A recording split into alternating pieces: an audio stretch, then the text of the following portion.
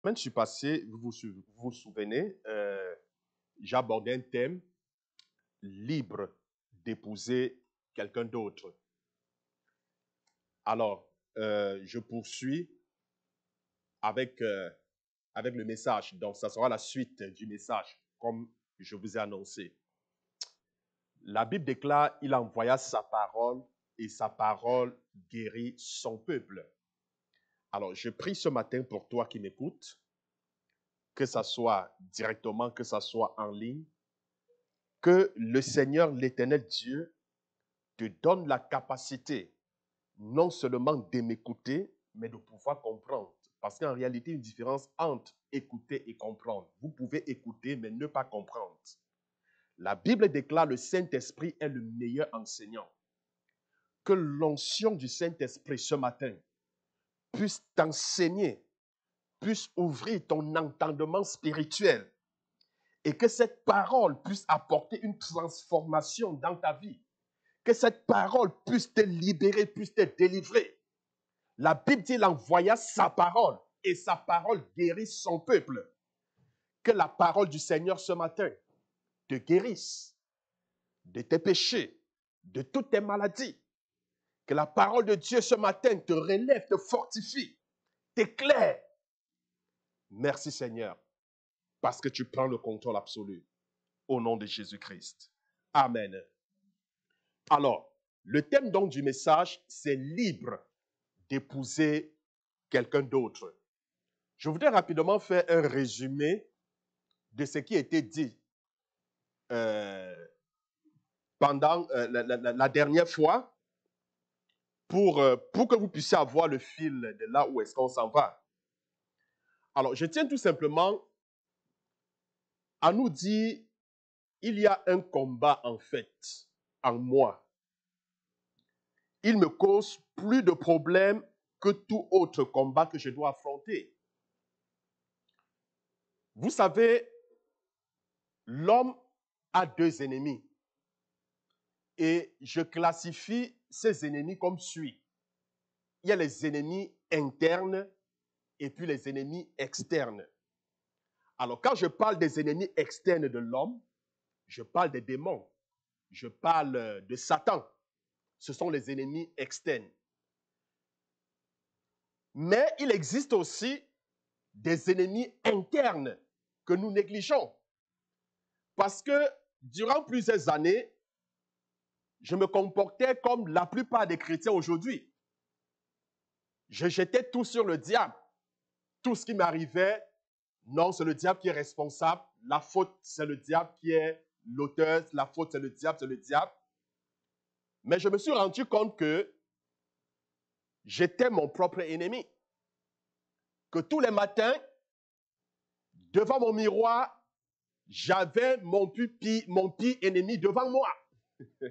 Et cet ennemi, c'est qui? C'est moi, c'était moi. C'était moi. J'ai découvert en fait que le pire ennemi de l'homme, c'est l'homme lui-même. C'est toi, c'est toi. Et ce matin, je voudrais non seulement te montrer comment est-ce que cet ennemi agit, mais comment aussi vaincre cet ennemi. Vous savez, il y a une maladie mentale appelée la schizophrénie. Ce mot signifie une pensée double. C'est un problème mental où une personne peut montrer des symptômes d'une double personnalité. Si vous avez un schizophrène ici, j'en trouve chaque fois à l'hôpital j'ai certains patients qui sont des schizophrènes.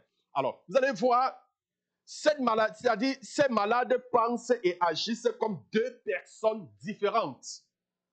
Ils pensent, ils agissent comme deux personnes différentes. Quelquefois, ils parlent et répondent d'une manière normale, mais à d'autres moments, leur conduite est complètement différente. Complètement. Souvent, ils se montrent gentils, ils sont agréables, ils sont doux, mais après, ils sont amers, ils sont crus, ils sont rudes. Ce n'est plus la même personne. Est-ce que vous comprenez? Ils présentent deux personnalités différentes. J'ai envie de dire, le chrétien souffre quelquefois de ce que j'appelle une schizophrénie spirituelle. Le chrétien souffre quelquefois de ce que j'appelle quoi? Une schizophrénie spirituelle. Nous souffrons de ce que certains appellent une double personnalité. Je peux vous le démontrer. Nous montrons à un certain temps les belles qualités de la vie de Christ. Nous sommes joyeux, nous sommes paisibles, nous sommes gentils, nous sommes courtois. Il y a des moments où nous sommes étonnés par notre colère. Il y a des moments où nous sommes étonnés par notre mauvais caractère, par notre comportement querelleux. Souvent, nous posons des actions, nous nous posons la question, mais est-ce que c'est moi qui ai pu faire de telles choses? C'est-à-dire, ce n'est plus la même personnalité. Il y a de cela, il y avait 2 jours, il y a de cela, il y avait 1 heure, il y a de cela, il y avait 30 minutes. Vous présentez une nouvelle personnalité. Alors, même si nous essayons d'être gentils, doux et merveilleux, nous finissons par être malins, rudes et misérables. Nous le savons. Et ceux même autour de nous le savent aussi. Quand vous essayez d'être bon, même les parents, on te regarde, on dit, mais pourvu que ça dure. Que pourvu que cette belle manière dure. Parce qu'on sait que tôt ou tard, comme on le dit, ça va virer au cauchemar. Tu vas présenter une autre personnalité. Tu vas être méconnaissable. Tu dois être, tu dois être rude. Tu dois être dur. Alors, il semble que nous sommes étirés des 2 directions. Est-ce que vous comprenez? Il semble qu'en tant qu'enfants de Dieu, en tant que chrétiens, nous sommes étirés vers 2 directions en même temps. Nous avons l'impression que nous sommes tirés en même temps vers deux directions. C'est comme un grand combat en nous. Et nous sommes souvent, je dis bien très souvent, nous sommes du côté du perdant. Nous sommes du côté du perdant. Mais qu'est-ce qui se passe? C'est une question que nous nous demandons souvent. Est-ce que j'ai une double personnalité? Bien-aimé, je vais te choquer ce matin et je vais te dire, la réponse c'est oui. Tu as une double personnalité. Quand vous avez reçu Christ dans votre vie, vous avez reçu une nouvelle nature, la nature de Dieu en vous. Je suis en train de vous démontrer que vous avez une double personnalité, d'accord? Quand tu reçois Christ comme ton maître et Seigneur, alors tu reçois une nouvelle nature, la nature du Christ, le Saint-Esprit. Amen. Alors, le Saint-Esprit est entré dans votre vie en étant l'Esprit de Christ. Il a établi sa résidence dans votre cœur et la Bible appelle cette nouvelle nature l'homme nouveau. L'homme nouveau. Votre vieille nature, c'est celle qui n'a pas Christ. Celle qui ne connaissait pas Christ, qui était appelée le vieil homme. La vieille nature, c'est la nature adamique. La vieille nature, c'est ce qu'on appelle la chair. C'est ça, c'est la chair. Est-ce que je me fais comprendre?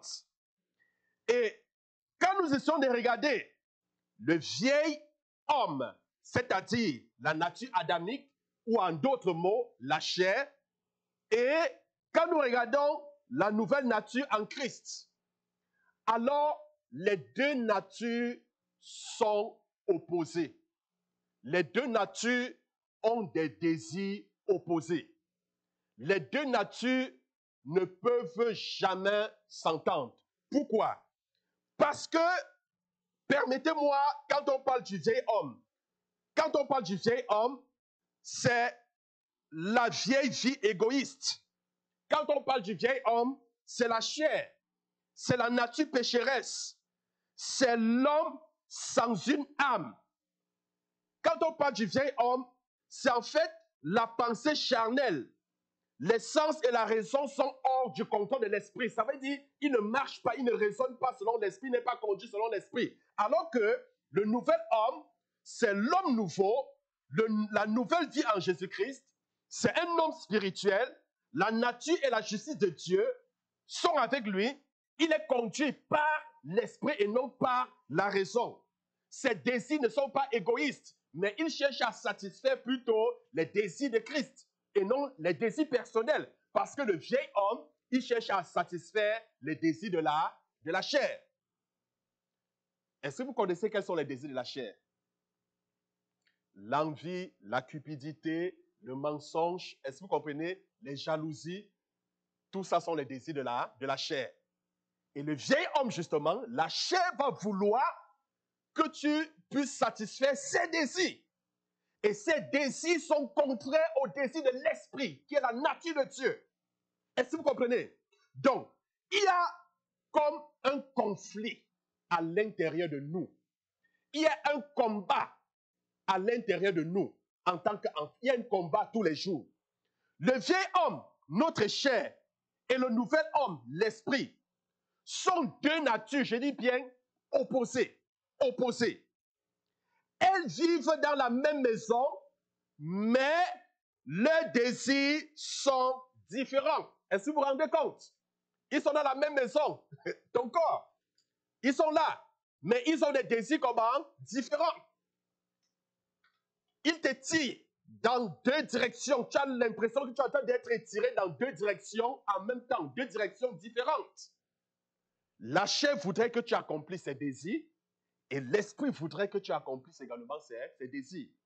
Et cependant, les désirs de la chair sont contraires à ceux de l'esprit.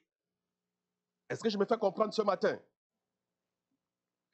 Alors, bien aimé, Jésus, la bonne nouvelle, c'est que Jésus a pourvu un puissant remède pour notre problème.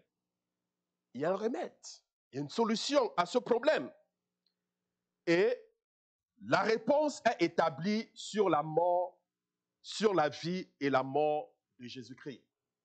Donc, si tu comprends le mystère, la révélation qui se trouve dans la vie et la mort de Jésus-Christ, alors tu vas obtenir la solution. Parce que Jésus nous a accordé la victoire sur nos ennemis et sur nous-mêmes. Alors, parlant de la victoire, l'apôtre Paul, en fait, cherche à expliquer la fondation d'une vie victorieuse. Il la compare, en fait, une vie chrétienne victorieuse, une vie victorieuse. Il compare une vie victorieuse à la relation du mariage. C'est la comparaison qu'il fait. Il la compare, une vie victorieuse, à la relation du mariage. Voici donc l'idée par ses propos. Nous le voyons dans Romains chapitre 7, de verset 1 au verset 4. Romains chapitre 7, verset 1 au verset 4. Je vais rapidement vous résumer cela. Alors, l'apôtre Paul nous fait comprendre, ça c'est la loi. La loi dit que si un homme est marié à une femme, alors la femme n'est pas libre ou alors ne peut pas épouser quelqu'un d'autre si son mari ne meurt pas, parce qu'elle est tenue par la loi. Est-ce que vous comprenez? Elle est tenue par la loi. Quelle que soit la méchanceté de son mari, même si c'est un ivrogne, même si c'est le mauvais mari du monde, tu es tenu par la loi. Parce que si tu laisses ce mari et tu t'en vas épouser quelqu'un d'autre, alors tu commets un adultère. Ça, c'est la loi. Mais maintenant, si le mauvais mari meurt, alors tu es libre. Tu es libre d'épouser quelqu'un d'autre. Alors, c'est ce que la Bible explique dans Romains chapitre 7, verset 1 au verset 4. Alors, comment est-ce que Paul explique cela? Notre premier mari, dans l'exemple de Paul trouvé dans les versets que je vous ai donnés, notre premier mari, la personne, c'est la personne qui n'est pas convertie. La personne qui n'est pas convertie en Christ est comme une femme mariée à un mari cruel. Ça, c'est ce que l'apôtre Paul veut dire. C'est-à-dire quelqu'un qui n'est pas converti, quelqu'un qui n'est pas en Christ. Il est semblable à quelqu'un qui est marié à un mauvais mari. Quelqu'un qui n'a pas fait la rencontre de Jésus-Christ. l'apôtre Paul explique qu'il est semblable à une femme qui a épousé un homme cruel. Est-ce que je me fais comprendre?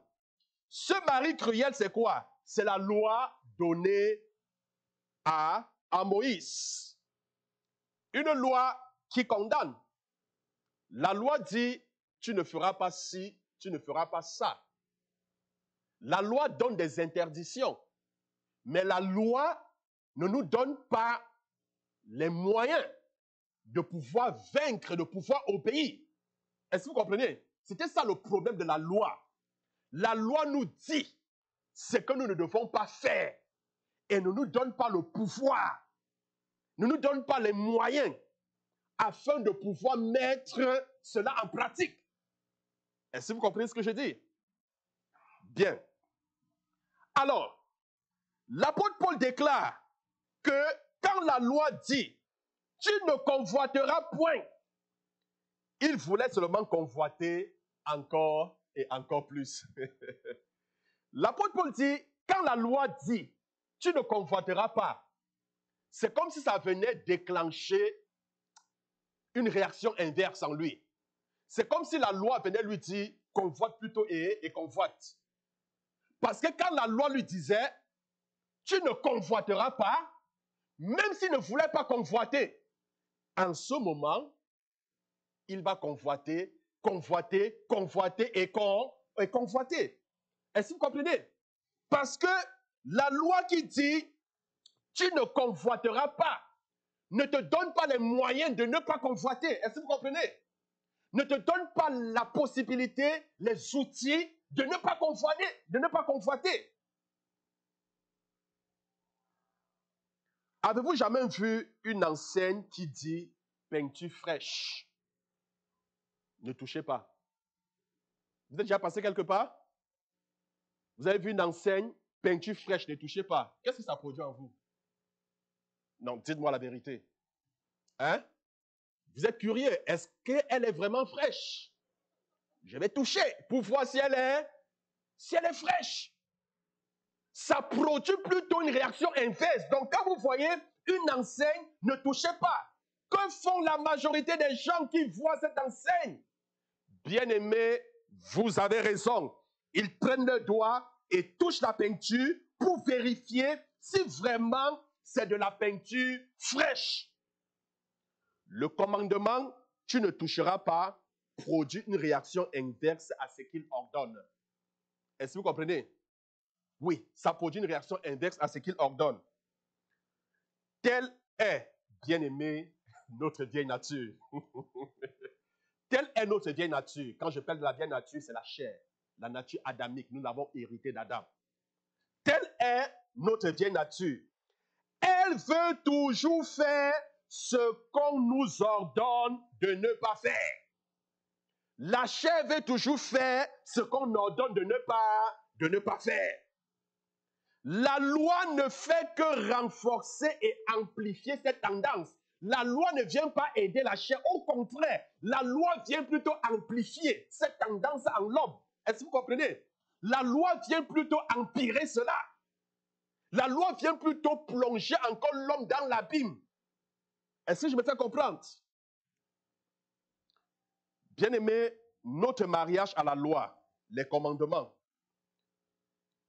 a accentué, je vais dire, notre nature pécheresse.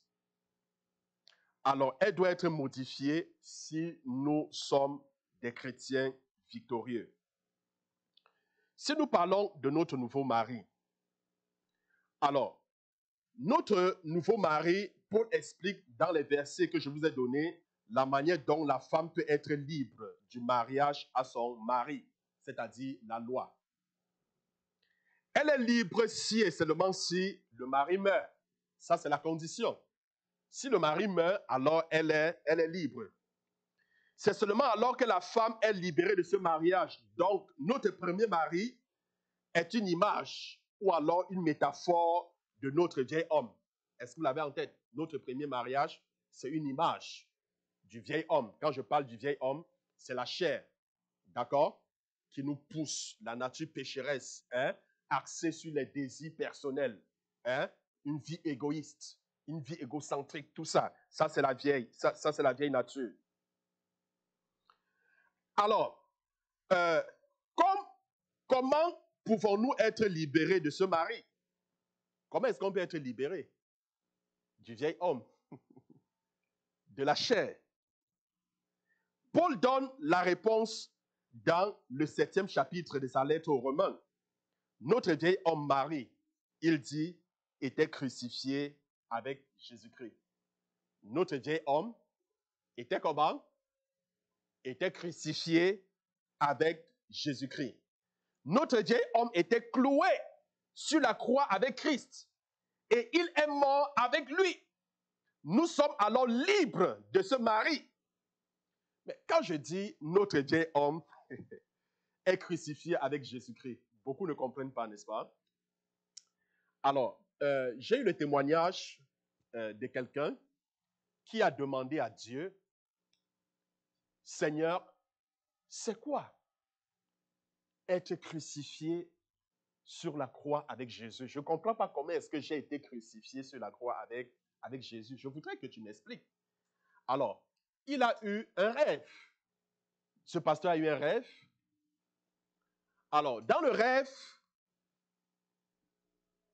il a vu Jésus sur la croix. Et Jésus étant sur la croix, c'est comme si Jésus était transparent. Il pouvait voir tout ce qui était à l'intérieur. Et il s'est vu en Jésus. Est-ce que je me fais comprendre? Il s'est vu en Jésus. Et maintenant, il pouvait comprendre c'est quoi être crucifié avec Jésus. Je vous explique. La Bible dit, Dieu nous avait choisis avant la fondation du monde. Ce n'est pas le fruit du hasard d'être un enfant de Dieu. Tout enfant de Dieu a été appelé depuis la fondation du monde. Dieu connaît chacun de ses enfants. Est-ce que vous comprenez? La Bible dit, dans Proverbe chapitre 16, verset 4, Dieu a tout fait pour un but. Il a tout créé pour un but. Même le méchant pour le jour du malheur. C'est ce que la Bible dit. Donc, nous nous réjouissons parce que le Seigneur nous avait prédestinés à être ses enfants. Ça veut dire, avant que Dieu ne crée l'homme, le monde, quand il a eu la pensée de créer le monde, tu étais déjà dans le plan de Dieu. Et dans le plan de Dieu, tu devais être son enfant. Est-ce que vous comprenez? Et comme Dieu savait que l'homme allait échouer, que Adam allait échouer, est-ce que vous comprenez? Il a préparé la solution au problème de l'homme. Il a préparé la solution avant même que le problème soit manifesté. Est-ce que vous comprenez? Parce que la Bible dit au sujet de Jésus, il est l'agneau de Dieu qui avait été immolé avant la fondation du monde. Ça veut dire qu'avant que Dieu ne crée l'homme, il savait que l'homme, Adam, qu'il allait créer, allait s'éloigner du droit chemin. Et avant même qu'il le crée, il avait déjà pourvu la solution au problème de l'homme. Est-ce que vous comprenez? C'est pour cela que je dis, la solution est plus ancienne que le problème. Amen. Ce n'est pas parce qu'il y a problème qu'il y a solution, mais c'est parce qu'il y a solution qu'il y a problème. Est-ce que vous comprenez? Donc, le problème vient tout simplement manifester la solution. Même quand nous traversons des épreuves, des moments difficiles, hein, avant de traverser les épreuves, le Seigneur avait déjà pourvu la solution. Sinon, le Seigneur n'aurait jamais permis que l'on traverse un problème dont la solution n'existe pas. Il dit qu'il a créé un chemin dans le désert, dans les épreuves. Ça veut dire qu'avant même que tu ne commences des épreuves, des moments difficiles, le Seigneur avait déjà préparé le chemin de sortie. Si le Seigneur permet que tu sois malade, c'est parce qu'il a déjà pourvu à la guérison. Je ne comprends pas. Amen. Amen veut dire qu'il en soit ainsi. Parce que si le Seigneur n'avait pas pourvu à la guérison, il n'aurait jamais accepté. Il n'aurait jamais permis que tu sois malade. Est-ce que quelqu'un me comprend ce matin? Alors, bien-aimé, Dieu, sachant que tu allais venir au monde dans une nature charnelle, dans une nature pécheresse, il savait que cette nature pécheresse, cette chair que tu as, ne pouvait pas te permettre, en tant qu'enfant de Dieu, de mener une vie victorieuse. Qu'est-ce qu'il a dit? Parce que la Bible dit, le salaire du péché, c'est quoi? C'est la mort. Est-ce que vous comprenez? C'est la mort. Alors, Jésus donc t'a mis en son sein. Amen. Il a payé le prix à ta place. Ça veut dire que quand Jésus mourait, tu étais en lui. Est-ce que je me fais comprendre? C'est la raison pour laquelle la Bible dit, nous avons été crucifiés en Jésus. Nous avons été crucifiés en Jésus. Donc, bien-aimé, Jésus a accepté le prix. Jésus a payé le prix pour toi, pour moi. Donc, quand Jésus mourait sur la croix, tu étais déjà en son sein. Est-ce que vous comprenez? Parce qu'il est mort à ta place. Dieu l'a envoyé mourir à ta place. Tu étais en lui. Amen. Donc, mourant donc ainsi à ta place, il a payé le prix. Il ne paya pas seulement le prix du châtiment de mon péché en mourant.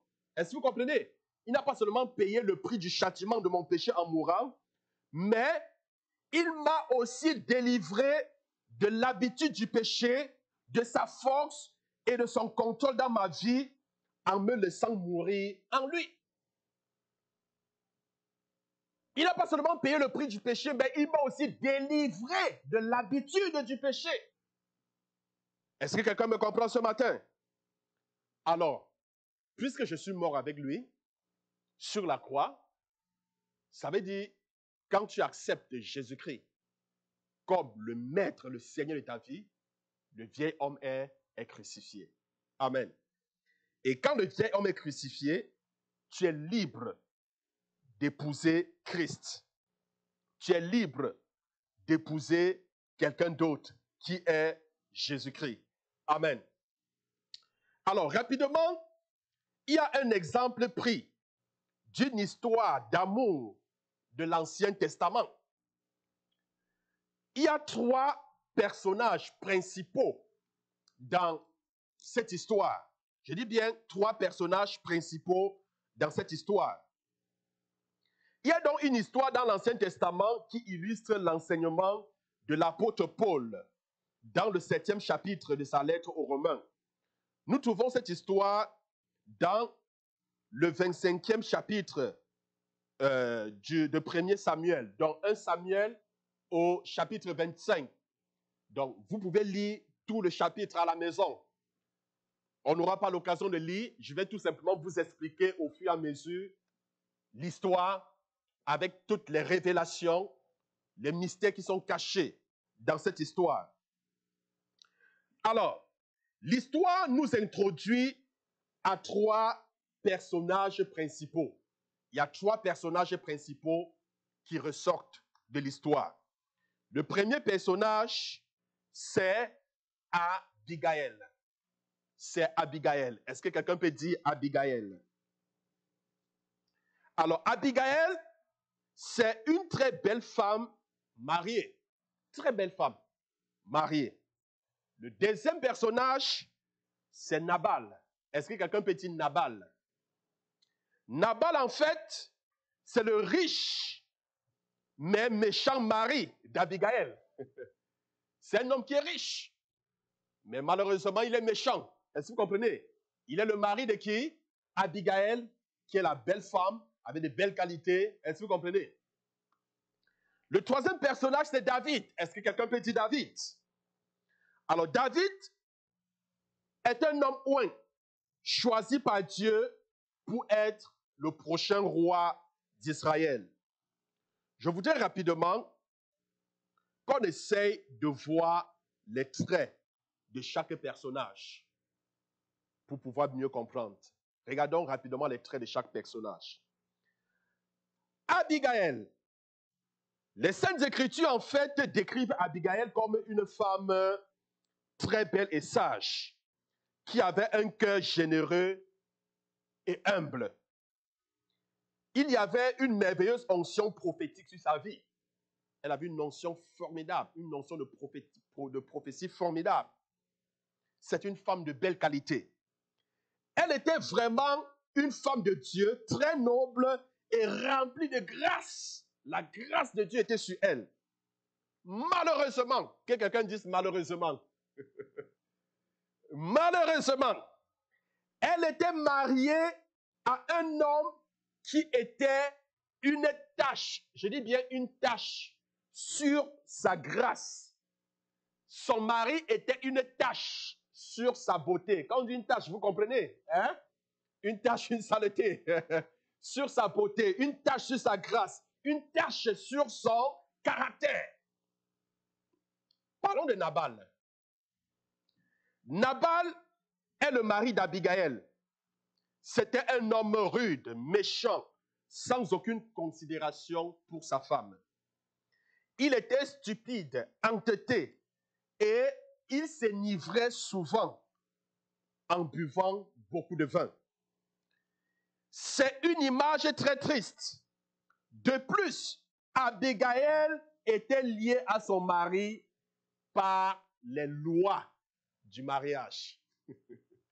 Par les lois du mariage, elle était liée. Elle ne pouvait pas se défaire. Elle ne pouvait pas le laisser. Elle ne pouvait pas l'abandonner. Ce n'était pas possible. Jusqu'à la séparation par la mort, elle ne pouvait pas quitter son mari. C'est seulement alors qu'elle serait libre d'épouser un autre homme s'il arrivait que son mari meure. Et nous voyons le troisième personnage, David. Contrairement à Nabal, David était un homme selon le cœur de Dieu. Il avait été oint par Samuel pour devenir le prochain roi d'Israël.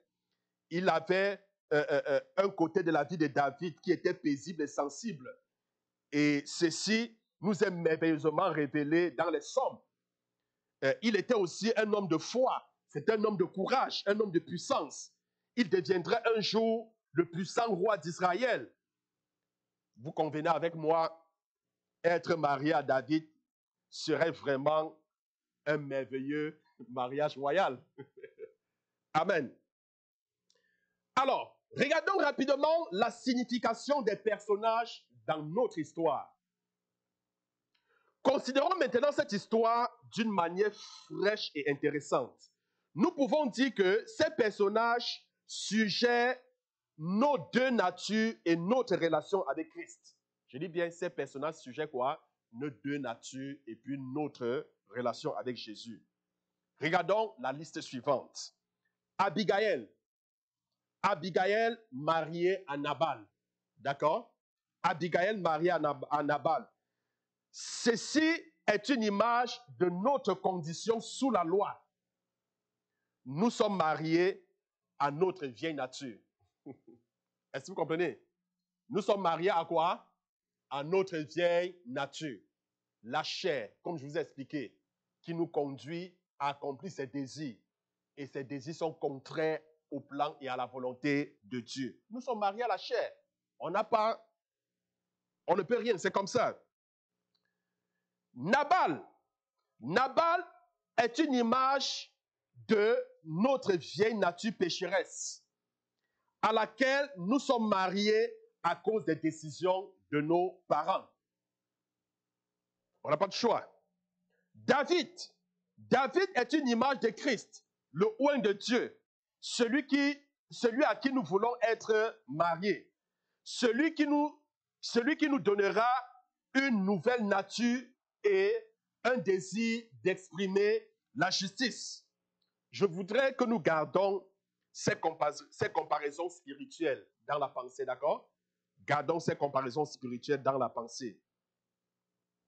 Alors, je voudrais rapidement qu'on regarde le contexte de notre histoire. D'accord? Le contexte de notre histoire.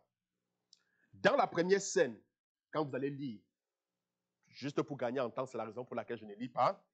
Dans la première scène de notre histoire, nous trouvons David en train de s'enfuir de Saül, cherchant à sauver sa propre vie. Vous savez, Saül était toujours à la trousse de David, cherchant à le tuer. Donc, dans la première scène, nous voyons David en train de fuir loin de Saül afin de sauver sa vie. Saül est présentement le roi d'Israël, mais il a perdu l'onction de Dieu. Je ne voudrais pas venir sur les raisons de sa déchéance.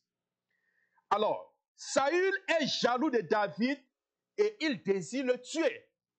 Il cherche à tuer David par tous les moyens. David et ses hommes s'enfuient donc dans le désert afin d'échapper aux menaces mortelles de Saül.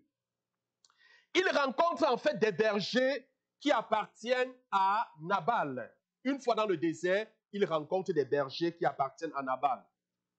David protège ces bergers de leurs brebis contre des voleurs qui fréquentaient cette région. À plusieurs reprises, David et ses hommes ont risqué leur vie afin de protéger non seulement les brebis de Nabal et ses bergers.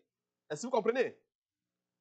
Des ennemis, des bandits, des voleurs qui venaient pour attaquer.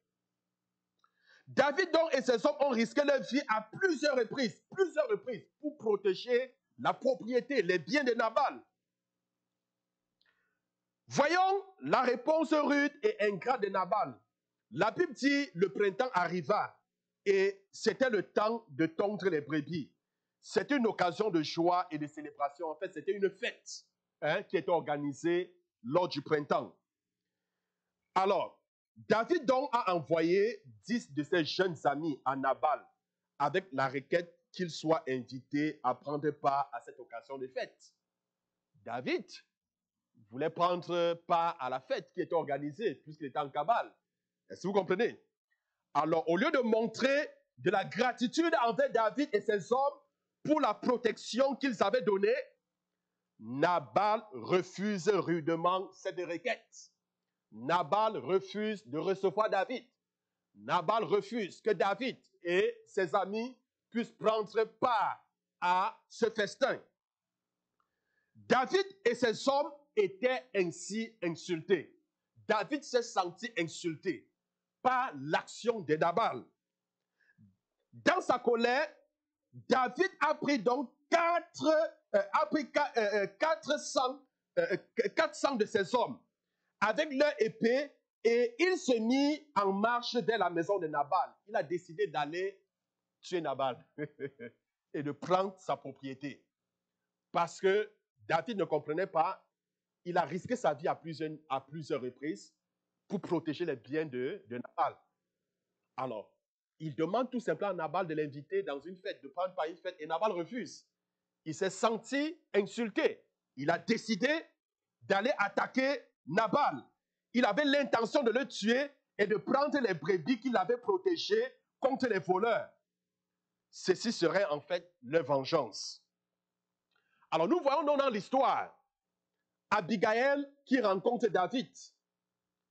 Un des jeunes hommes de Nabal en fait trouva Abigail et lui raconta la rudesse et l'action insensée de Nabal. L'un des serviteurs de David a rencontré Abigail et lui a raconté ce que son mari avait fait. Comment est-ce que son mari a été rude? Comment est-ce qu'il était insensé?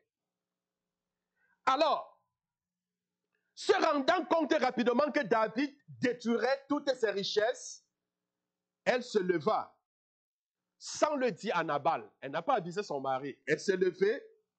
Elle est allée en direction de David et les hommes afin de les intercepter.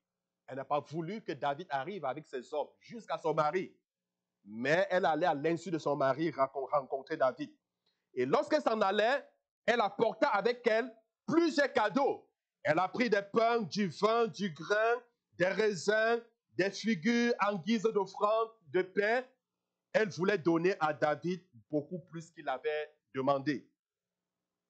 Notre histoire continue alors qu'Abigail et ses hommes rencontraient David et son armée sur un chemin au bas d'une montagne. Alors la Bible dit Abigail descendit rapidement de son âne, elle baissa son visage vers le sol et s'inclina vers David. Elle accepta le blâme pour l'erreur et demanda à David d'ignorer les actions insensées et méchantes de son mari. Elle a plaidé devant David de pardonner son mari. Elle a supplié David. Elle suggéra gentiment que ses actions étaient dirigées par l'Éternel pour empêcher David de se venger en commettant un meurtre.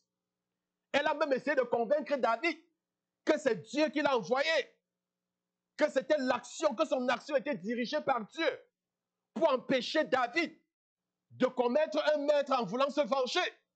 Est-ce que vous comprenez? Alors, pour couper court, David a accepté le présent. Est-ce que vous comprenez? Elle a même donné une prophétie concernant David par rapport à son trône, ainsi de suite. Si vous lisez l'histoire, vous allez comprendre. David a donc pris les présents et puis sa colère a été apaisée. Il n'est plus allé vers Nabal pour pouvoir le tuer et prendre ses brebis. Bon, maintenant, nous voyons la mort de Nabal.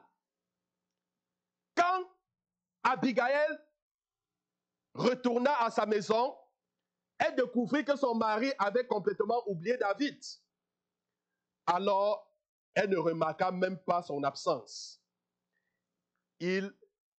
Comme elle était partie, son mari n'a pas remarqué qu'elle était partie, qu'elle s'était absentée. Vous comprenez, hein? Vous avez une image du genre de Marie que c'était. Alors, il avait célébré un grand festin et il était complètement ivre. Bref, lorsque sa femme lui a raconté ce qui s'était passé, la Bible dit, son cœur s'arrêta. Son cœur fait comment? S'arrêta. Et par la suite, il est mort. Donc Dieu l'a frappé et il est mort. Quand on voit le nom de Nabal, Nabal signifie insensé et abominable. Tout comme son nom, Nabal était insensé. Dans son cœur, il ne considérait jamais les desseins de Dieu. Est-ce que vous comprenez? Il ne considérait jamais les desseins de Dieu. Et maintenant qu'il était mort, parce que je vous ai dit, son cœur, Dieu l'a frappé et puis il ne sentait plus, il ne bougeait plus. 10 jours plus tard, l'Éternel l'a frappé et puis il est mort. Si vous lisez le verset 37, il est mort. Donc toute sa vie était axée sur sa propre personne. Ceci ne pouvait jamais être changé. Tout, c'était un homme égoïste. Ça ne pouvait pas être changé. Et Abigail était liée. Elle ne pouvait pas se défaire aussi longtemps qu'il ne meurt pas. Mais maintenant qu'il est mort, elle était libre d'épouser quelqu'un d'autre, selon la loi. Amen. Alors, bien aimé, notre histoire devient maintenant plus intéressante et plaisante. Alors, avant la mort de son mari, Abigail était liée à lui par les lois du mariage. Maintenant qu'il est mort, elle est libre de se marier à un autre homme. Nous n'avons pas besoin de trop lire, de trop calculer pour connaître l'identité de cet autre homme. Hein? On n'a pas besoin de trop réfléchir. Cette personne n'est autre que qui? David, qui est une image de qui? De Christ. Amen. Qui est une image de Christ. Donc, lorsque David a appris la nouvelle, lisez l'histoire, David est allé vers Abigail et puis lui a demandé sa main en mariage. Amen. Il a demandé sa main en mariage. Alors, bien-aimés, pouvez-vous comprendre comment l'histoire d'Abigail explique notre problème comme chrétiens? Est-ce que vous pouvez comprendre? Nous avons Nabal, qui est le vieil homme. Nous avons Abigail, qui est une belle personne, aux belles qualités. Nous avons David, qui est une image de Christ. Nabal, qui est une image du vieil homme. Amen. Donc, nous ne sommes pas libres d'épouser David si Nabal ne décède pas. Mais il a fallu que Nabal décède pour que Abigail puisse épouser David. Amen. De même, la vieille nature, le vieil homme a été crucifié sur la croix. Et nous sommes libres d'épouser qui? Christ. Est-ce que quelqu'un peut dire Amen? Donc, nous voyons Abigail, elle avait une merveilleuse onction et Dieu se servit d'elle. Mais quel fardeau devait-elle porter? Elle était mariée à un ivrogne impur, souillé et méchant, qui n'avait jamais été gentil avec elle ou n'importe quelle autre personne. Bien-aimés, nous comprenons que notre vieille nature doit mourir. Comme Abigail, nous voulons être mariés à quelqu'un comme David. Et cette personne, c'est qui? C'est Jésus. Amen. Cette personne, c'est qui? C'est Jésus.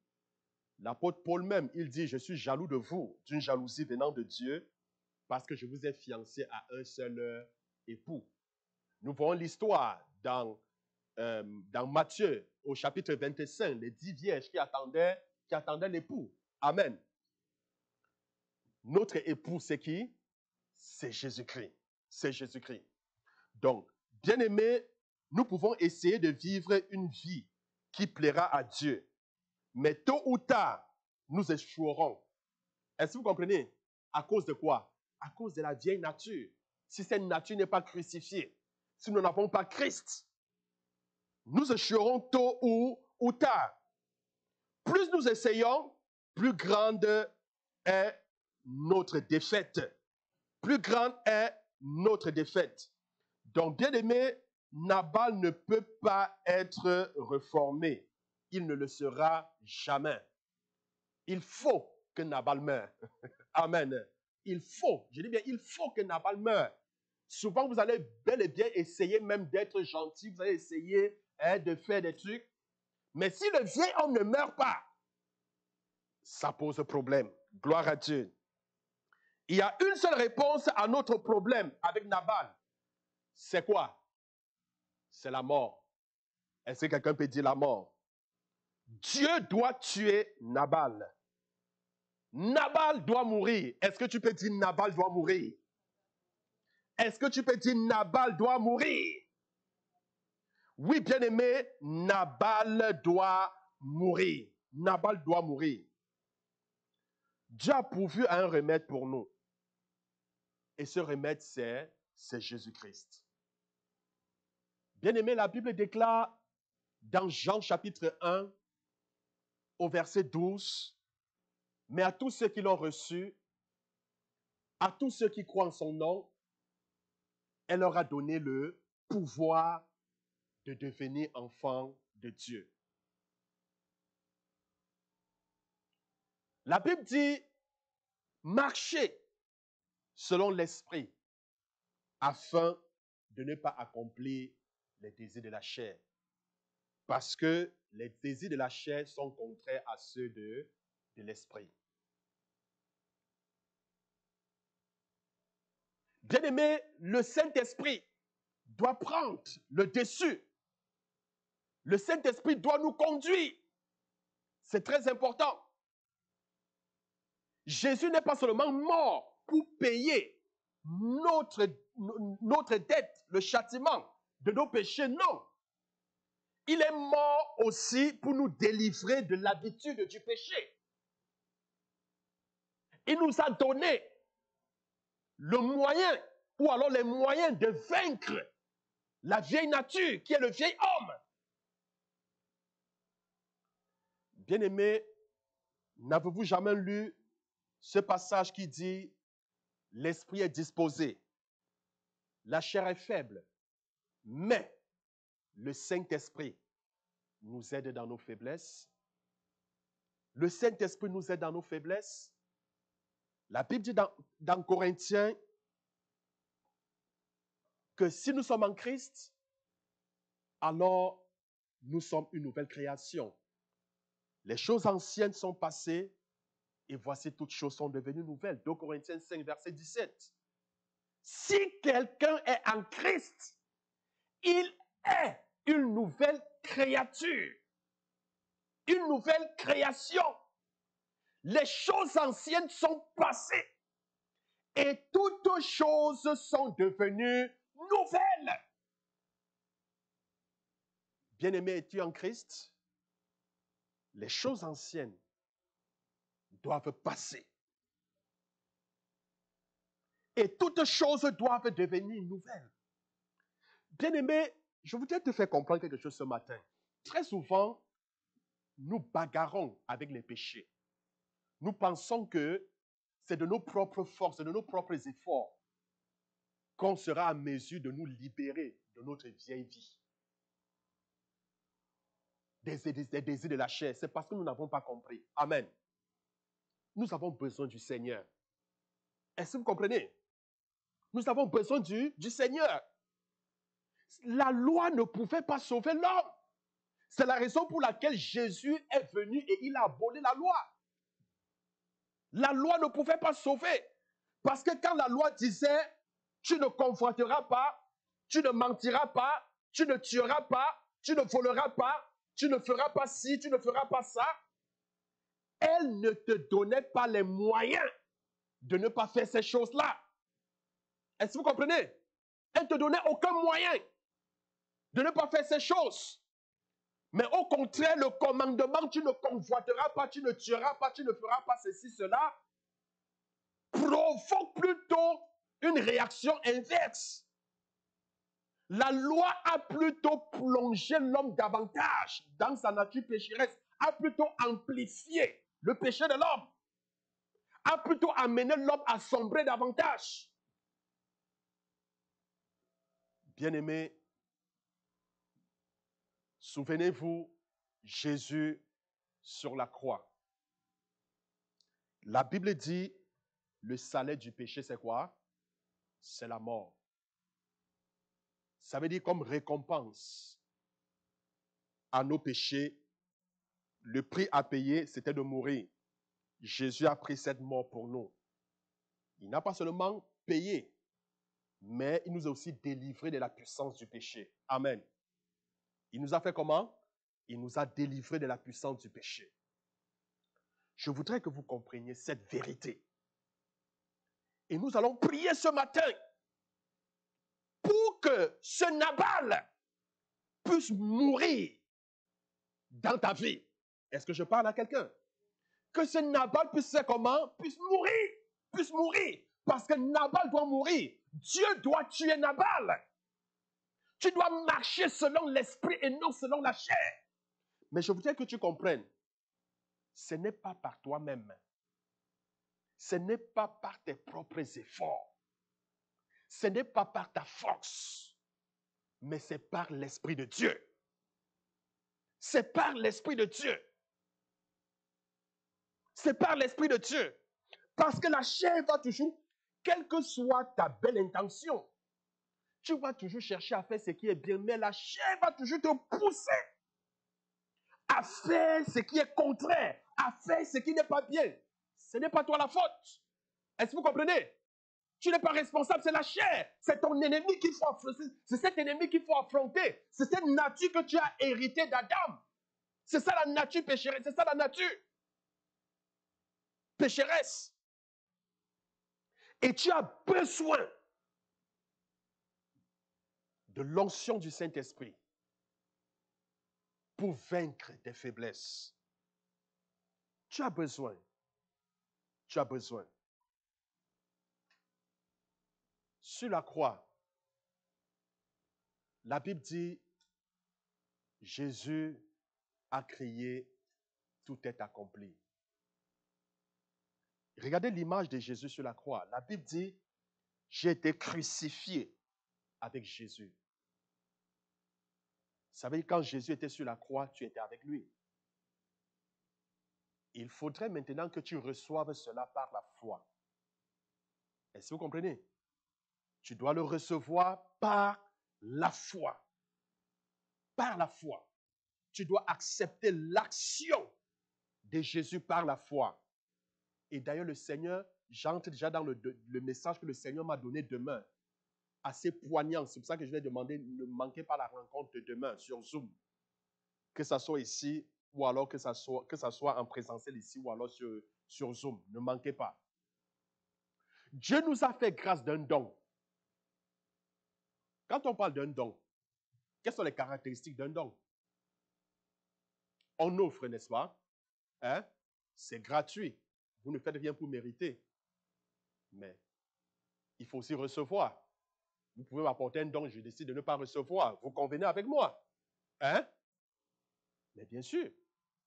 Est-ce que tu reçois? Même quand quelqu'un vous fait un interact, on vous pose la question, est-ce que vous acceptez le virement ou est-ce que vous refusez le virement? Hein? Tu acceptes oui, j'accepte, je refuse. Dieu nous a fait don de sa vie. Il s'est donné comme sacrifice pour nous.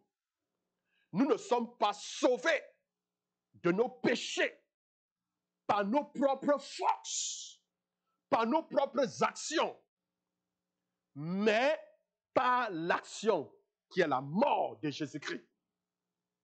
Jean-Baptiste, qu'est-ce qu'il dit au sujet de Jésus? Il est l'agneau de Dieu qui ôte le péché du monde. Mais il est l'agneau. Vous savez, dans l'Ancien Testament, quand le peuple de Dieu péchait, en guise de pardon, il fallait offrir un sacrifice à Dieu.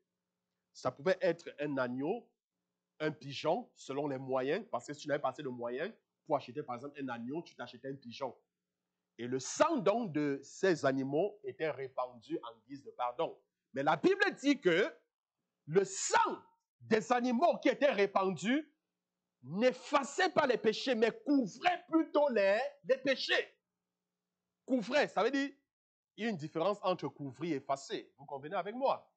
Hein? Si vous couvrez quelque chose, mais si vous enlevez, hein, je ne sais pas, l'emballage que vous avez mis dessus, la tache réapparaît. Mais effacer, ça veut dire la chose n'existe plus. Alors Dieu donc dit ceci. Il dit que si le sang des boucs, des taureaux, couvrait les péchés, à plus forte raison le sang de Jésus. La Bible dit, le sang de Jésus efface nos péchés.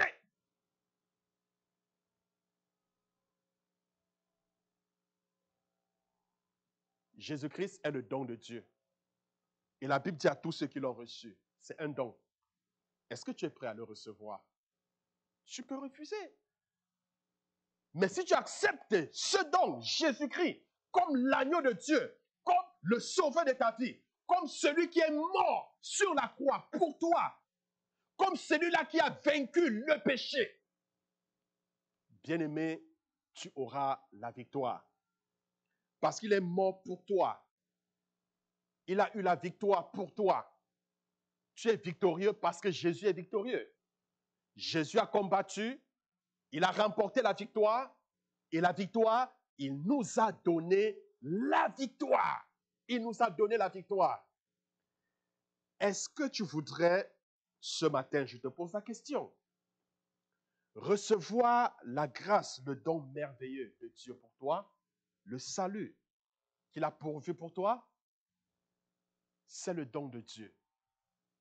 Tu n'as rien fait pour mériter, parce que ce ne sont pas par les œuvres que nous sommes sauvés, mais c'est par la grâce. Et je voudrais que tu aies la foi. Aie tout simplement la foi. Parce que sans la foi, on ne peut rien recevoir de la part de Dieu. Aie la foi. Je voudrais que tu te regardes dans ta nature pécheresse. Et dis-toi bien, tu ne peux pas mener une vie victorieuse étant conduit par la chair. Tu ne peux pas. Quelles que soient tes belles qualités, quel que soit le fait que tu t'efforces à pouvoir mener une vie de belle qualité, bon comportement, si tu comptes sur tes efforts, tôt ou tard, tu vas retourner à tes vomissures. Mais est-ce que tu t'appuies sur le Seigneur? Si tu acceptes Jésus-Christ, le don de Dieu pour toi, le sacrifice qu'il s'est fait lui-même pour toi, non seulement il va te pardonner, mais il va te délivrer de l'habitude du péché. Il va te donner de vaincre le péché. Et quand l'apôtre Paul a compris cela, il pouvait dire, je regarde toutes choses comme étant la boue. Il pouvait désormais regarder le péché comme étant la boue. Parce qu'il a compris la victoire que Jésus lui avait donnée. Il avait reçu la victoire de Jésus sur le péché. Bien-aimé, Jésus a vaincu le péché. Il a vaincu la maladie. Il a vaincu Satan. Il a vaincu les démons. Ça veut dire que tu n'as aucune raison de vivre dans le péché. Je voudrais que tu ouvres ton cœur au Saint-Esprit. Ouvre ton cœur. Tout ce que le Seigneur désire, c'est ta volonté, c'est tout. Est-ce que tu as le désir de changer? C'est ce que le Seigneur recherche. C'est ce que le Seigneur recherche. Est-ce que tu as le désir de changer? Le Seigneur sait que tu n'as pas assez de force pour pouvoir changer. Le Seigneur sait que de toi-même, tu ne peux pas parvenir. Il le sait. Il le sait. Il le sait. Je voudrais que tu dises merci au Seigneur ce matin.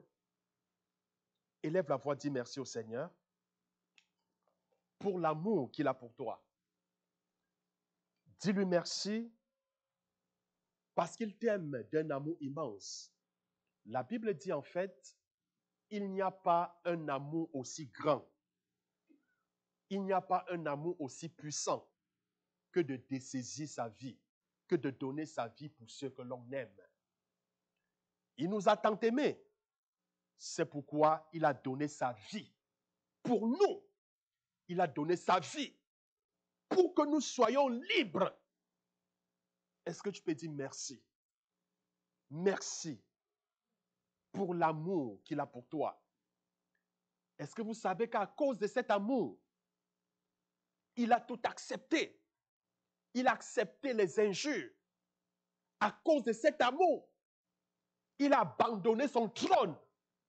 Avez-vous vu un roi qui abandonne son trône pour aller mourir pour ses sujets? Non. Jésus l'a fait. Il a abandonné son trône. Il est venu ici-bas à cause de l'amour qu'il portait pour chacun de nous. Il a accepté qu'on l'insulte. Il a accepté qu'on le fouette. Il a accepté qu'on le transperce avec la lance. Tout ça à cause de l'amour qu'il porte pour chacun de nous. Il a accepté le châtiment de la mort. Bien-aimé, pour vous et pour moi, est-ce que nous pouvons lui dire merci ce matin? Soyons reconnaissants. Parce que la mort que nous étions supposés mourir à cause de nos péchés, Christ a pris cette mort à notre place. Il a payé le prix de nos châtiments. Il a payé le prix de nos péchés. Non seulement il a payé le prix, mais il nous a délivrés. Il nous a délivrés. Est-ce que tu peux dire merci au Seigneur? Merci Seigneur. Je voudrais ce matin, bien aimer la présence du Seigneur ici ce matin. Je voudrais que ce matin, que tu baisses la tête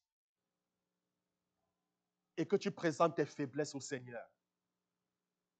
Présente-lui tes faiblesses. La Bible dit, l'esprit est disposé, la chair est faible, mais le Saint-Esprit nous aide dans nos faiblesses. Quelle est cette chose? Quels sont ces péchés? Chaque fois, tu te retrouves toujours en train de le faire alors que tu ne veux pas le faire. Oui, c'est ce que l'apôtre Paul a dit. Je me retrouve en train de faire ce que je ne veux pas. Tout ça à cause de la loi du péché, à cause du vieil homme. Quelle est cette chose qui te tient? Quelle est cette chose qui te tient? Bien-aimé, ne compte pas sur tes forces pour te débarrasser de cette vie pécheresse, mais compte sur le Seigneur.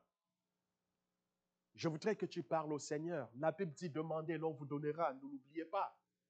Dans Matthieu 7, verset 7, cherchez, vous trouverez. Frappez, l'on vous ouvrira. L'on donne à celui qui demande, celui qui cherche trouve. Et l'on ouvre à celui qui frappe. Présente tes faiblesses au Seigneur. Dis à Dieu ce matin, Seigneur, la chair doit mourir. Le vieil homme doit mourir. Cette nature pécheresse qui m'empêche d'accomplir ta volonté doit mourir. Je ne peux pas mener une vie victorieuse. Seigneur, avec cette nature pécheresse, elle doit mourir. Je voudrais que tu répètes cette prière après moi. Seigneur Jésus, je te dis merci parce que tu m'aimes d'un amour immense. Je te dis merci parce qu'il n'y a pas un amour aussi grand, aussi fort, aussi puissant que de donner sa vie pour ceux que l'on aime. Seigneur, tu m'as aimé. C'est pourquoi tu es allé jusqu'à la croix. Seigneur, non seulement tu as payé ma dette, mais tu m'as aussi délivré de l'habitude du péché. Ce matin, tu connais mes faiblesses. Tu connais mes difficultés. Sans toi, ô Dieu, je n'y peux rien. N'est-il pas écrit? L'esprit est disposé. La chair est faible. Mais le Saint-Esprit nous aide dans nos faiblesses. Ô Dieu, j'ai la volonté de changer. J'ai la volonté de marcher selon tes principes. J'ai la volonté d'obéir à tes commandements. Mais cependant, la chair est faible. J'ai besoin de toi. J'ai besoin de toi. Oh Dieu, j'ai besoin de toi. Parce que chaque fois, je me retrouve en train de faire ce qui est contraire à ta parole. Seigneur, n'est-il pas écrit?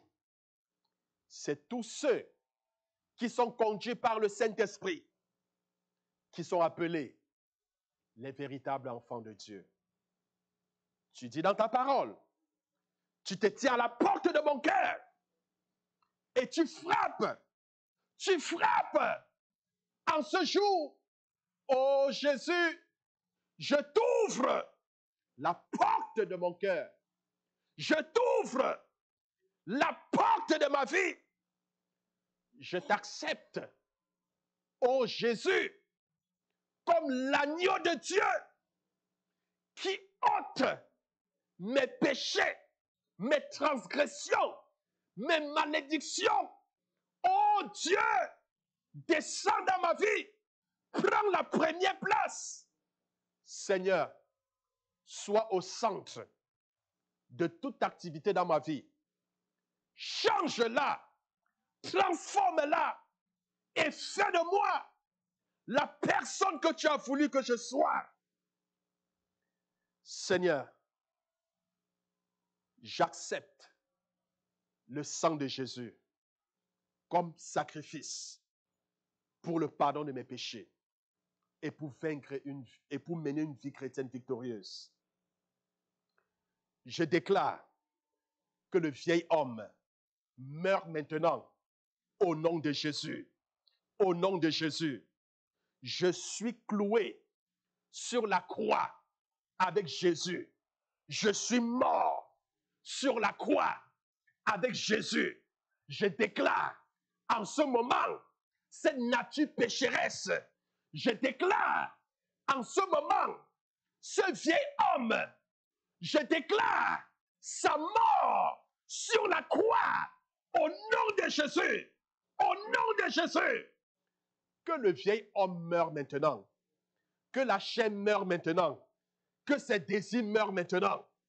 Que le Saint-Esprit, la nouvelle nature de Dieu habite en moi. Seigneur, tu dis dans ta parole, mon corps est le temple du Saint-Esprit. Ô Seigneur, descends maintenant dans toute ta gloire, dans toute ta plénitude. Remplis-moi Remplis-moi. Remplis-moi de la plénitude de ton esprit, de ton esprit, de ton esprit. Conduis-moi, Seigneur. Conduis-moi, Seigneur. Conduis-moi, Seigneur, dans tout ce que je fais, dans tout ce que j'entreprends. Je voudrais bien aimer que tu poses juste ta main droite sur ton cœur. Sur ta poitrine, pose juste ta main droite. Parle à Dieu en tes propres mots. Selon que l'Esprit te donne de t'exprimer, prie ce matin.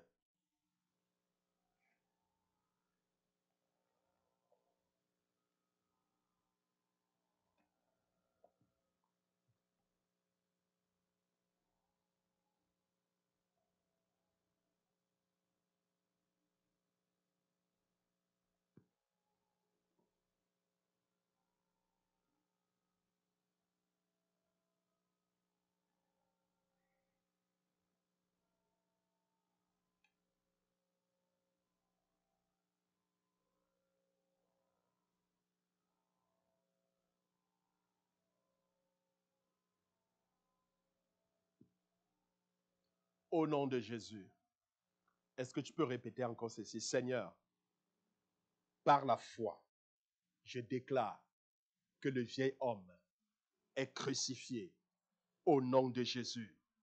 Il est mort au nom de Jésus. Au nom de Jésus. Seigneur, j'épouse Jésus-Christ. J'accepte Jésus-Christ comme le maître de ma vie, comme le Seigneur de ma vie. Je me soumets ce matin, corps, esprit et âme, sous l'autorité de Christ. Je me soumets à sa puissance. Je me soumets à sa direction. Seigneur, je reçois la nature de Christ en moi, la nouvelle vie. Merci Seigneur, que l'honneur et la gloire te soient donnés au nom de Jésus-Christ. Est-ce que je peux entendre Amen? Amen. Alors, le plus grand travail, quand vous arrivez chez vous, je voudrais que vous passiez un temps de prière devant le Seigneur. Amen. Priez afin que le Saint-Esprit puisse vous conduire tous les jours de votre vie. Que le Saint-Esprit vous accorde la grâce de marcher selon ses désirs. Gloire à Dieu.